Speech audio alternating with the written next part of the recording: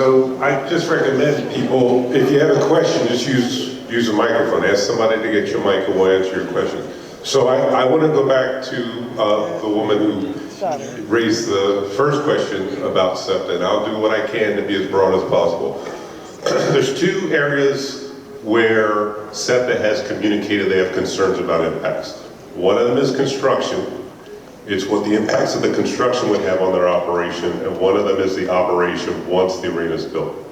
So people have probably heard that the SEPTA looked at a possibility of about $50 million worth of impacts to the construction. That assumes a couple specific things.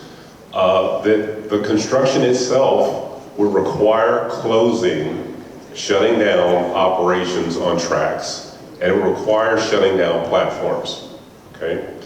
Based on the information that they had, or what little information they had when they started that analysis, those were the assumptions they felt they needed to make in order to present basically the worst case situation so that that conversation could get going.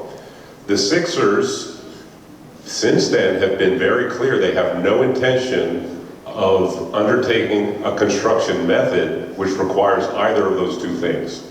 So the Sixers are adamant they will not need to pay $50 million because they will not need to close the platforms or the tracks. So the question that was out there was, well, if that happens, who pays for it? Logically, SEPTA would never have to pay for construction impacts that they didn't force on themselves. Whoever's forcing that would have to pay for it. But also logically, if those impacts don't happen, then the Sixers don't need to pay. So the Sixers have to go through the process of finishing their design, planning their construction, bringing on a contractor who's going to establish the methods that they're going to use, and they're committed to do that in a way where those impacts are not at that level. There will be some impacts, but according to the Sixers, and we will hold them to this, there will be no track closure and there will be no platform closures, and the city will hold them to that. Okay? And now, let me just say this to you, because just in case there are any business people who are watching us virtually, let me be very clear. This is not a geometric if-then statement. My team just affirmed that SEPTA has structural financial challenges right now. Philadelphia has increased its local share contribution to SEPTA.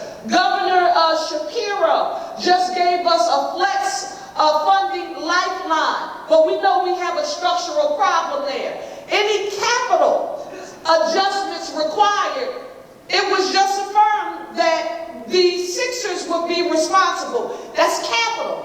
But guess what signal I'm not, as mayor, willing to send to the business community?